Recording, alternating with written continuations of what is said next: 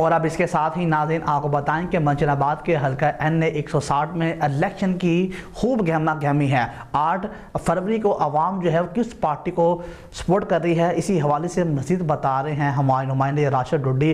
राशिद, बताइएगा इस हवाले से आवाम का क्या कहना है?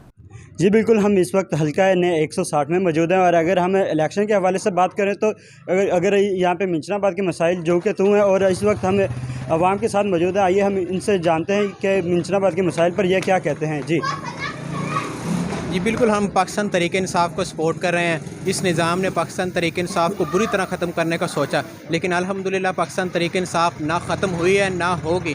और इस वक्त हमें निशान अलाट नहीं किए गए।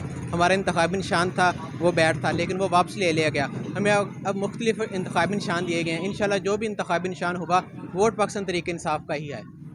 जी, इस दफ़ा हम इलेक्शन में जो है वो शेर को वोट दे रहे हैं। उसकी वजह यह है कि पंजाब में अगर तरक्याती काम को देखा जाए तो अगर PMLN के तरक्याती काम निकाल दें तो पीछे कुछ भी नहीं बचता।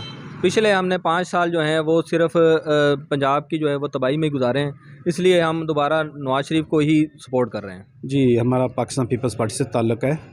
तहसील मंचनाबाद के इलाके में हमारा कोई कैंडिडेट नहीं है। इधर जो आज़ाद उम्मीदवार हैं सईद मोहम्मद असगर शाह साहब, राशिद महमूद भट्टू एडवोकेट, जिनका इंतखाबी निशान हुक्का है, हम अपनी पार्टी की हदायत के मुताबिक हम आज़ाद उम्मीदवार को जो सपोर्ट कर रहे हैं वो इंशाल्लाह करेंगे, क्योंकि नून लीग के साथ हमारा कंपटीशन है। इसलिए हम जितने भी कोई आज़ाद हैं, जहां हमारे कैंडिडेट नहीं है, हम आज़ाद को जो है ना सपोर्ट करेंगे। तो वोट देना चाहिए, बिल्कुल देंगे। जो हमारे शहर के लिए अच्छा सोचेगा, अच्छे काम करवाएगा, शहर में तरक्याती काम करवाएगा, इंशाल्लाह वोट देंगे।